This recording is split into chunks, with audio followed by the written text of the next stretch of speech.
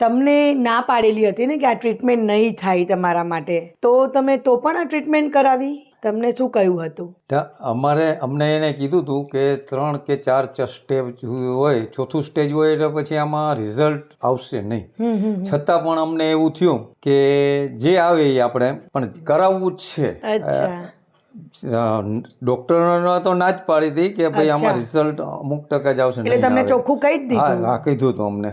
Genuine opinion તમને આપ્યો હતો. છતાં પણ અમે થયું કે આપણે ટ્રીટમેન્ટ કરાવી, આપણા ભાગ્યમાં હશે તો સારું થશે. ટ્રીટમેન્ટ નવી છે એટલે આપણે આમાં જો થાય તો કદાચ ને રાહત થવી થાય તો એમાં બહુ સારી રાહત થાય. રાહત એટલે જે પહેલાં તકલીફ હતી એનાથી તો 101% સારું છે. 101%.